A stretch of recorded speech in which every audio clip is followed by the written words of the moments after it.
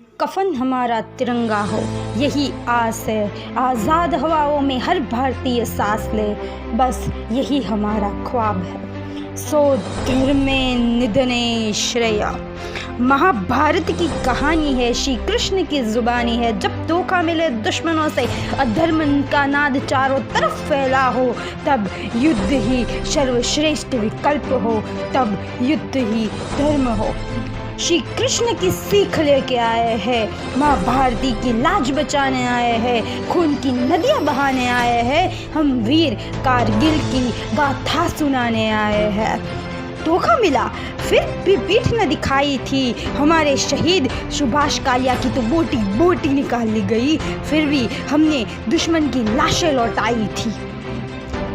खून की उबाल दिखाने आए थे, दुश्मनों की ललकार बन के आए थे, बिना देखे भी वो अपनी जान लुटाने आए थे। माँ भारती के आंचल में सोने वो कारगिल युद्ध में दुश्मनों की छाती चीरने आए थे।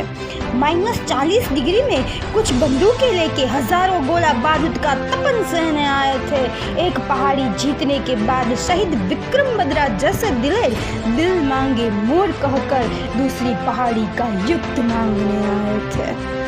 दोस्तों, बात है उन दिनों की जब हमारे वड़ा प्रधान अटल बिहारी वाजपेयी जी थे। जब 1999 तक हम दोनों देशों के पास अणु शस्त्र हुआ करते थे। जम्मू कश्मीर का मामला सुलझाने के लिए हमारे वड़ा प्रधान पाकिस्तान के वड़ा प्रधान से मिलने गए, जहां दोनों देशों ने शांति प्रस्ताव का स्वीकार किया और जम्मू कश्मीर हो या कोई भी मामला हो, शांति से सुलझाने का फैसला हुआ। भौगोलिक के अनुसार कारगिल एक ऐसा प्रदेश था जो लद्दाख और जम्मू कश्मीर के बीच है, जो अक्टूबर के बाद -40 डिग्री में वहाँ बर्फ जम जाता था। लगभग हम जैसे इंसान तो बर्फ ही बन जाते थे। उस ठंड में दोनों देशों के जवान ठंड में पहरा देते थे, पर इस प्रस्ताव के बाद दोनों देशों ने अपनी सेना वहाँ से हटवा ली थी। जैसे कि हमने तय किया था, हमारी सेना वापस आ गई, लेकिन पाकिस्तान के एक जनरल ने धोखा दिया। उन्होंने पीठ पीछे वहां सेना भेजी और सियाचिन का मार्ग तोड़ने का फैसला किया, जिससे कि हम जम्मू कश्मीर और कई सारे इलाके थे वहां हम जा ही नहीं पाते। पर माँ भारती को ये मंजूर न था। फॉर्चुनेटली एक चरवाहे ने पाकिस्तानी को भारत की सीमा में देख लिया। उसने गौर किया तो उसे पता चला कि वहाँ कई सारे बंकर बना रखे थे, सम टाइम ऑफ गुफा, जिससे वो महफूज रहकर हमारे जवानों का सीना गोली से छल्ली कर सके। उस चरवाहे ने ये बात हमारे फौजी को बताई। तब वहाँ 5 जवान लगभग निहत्ते बिना शस्त्र के पेट्रोलिंग पर गए। वहाँ उसने बजरंग चोटी पर अनेक दुश्मन देश के जवानों को देखा।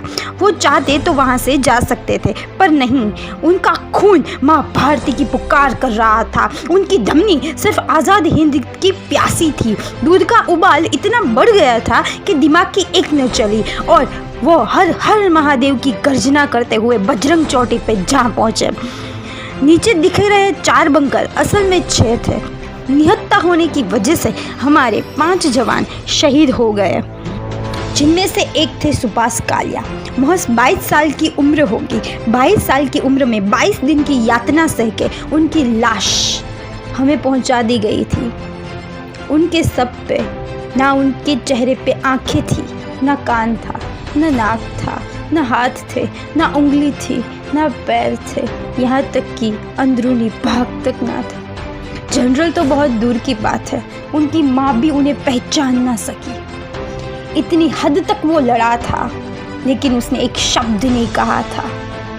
ये बात जान के हमारे वड़ा प्रधान ने ऑपरेशन विजय के तहत हमारे देश को, हमारी सीमा को आज़ाद करवाने के लिए कई सारे फौजी भेज दिए गए थे। लेकिन हमारे लिए कठिनाई यह थी कि पाकिस्तानी जवान थे, वो 3-4 महीने से बहुत ऊंची चोटियों पर जा पहुंचे थे और हम वहाँ नीचे थे। नीचे से ऊपर जाने में ही हमारे कई सारे जवान शहीद हो गए। गोली लगी किसी के सर पे, किसी के हाथ में, किसी के पैर में, किसी के सीने में, कई सारी गोलियों से छल्ली हो रहे थे। खून बह रहा था, खून की नदियाँ जा रही थी, लेकिन हमारे जवान वो रुके नहीं, उनका हौसला कभी झुका नहीं और वो आगे बढ़ते गए और बढ़ते गए। उनमें साथ दिया वायुसेना ने सफ़ेद सागर ऑपरेशन शुरू किया। 27 मई वो वायुसेना के लिए काला दिन माना जाता है। 27 मई को एक फाइटर प्लेन नचिकेता गया था। वो नचिकेता फाइटर प्लेन वहाँ जवानों की तहकीकात के लिए गया था, लेकिन कुछ अंदरूनी खामी की वजह से उसके पायलट को वहाँ से फ़ौरन नीचे उतरना पड़ा और वो पहुँचे पाकिस्तान की सीमा में। उनको भी पाकिस्तान के जवानों ने गिरफ्तार कर लिया। उसका ध्यान रखने के लिए कि वो प्लेन गया कहाँ, वो देखने के लिए अजमजीत फाइटर प्लेन लेके गए।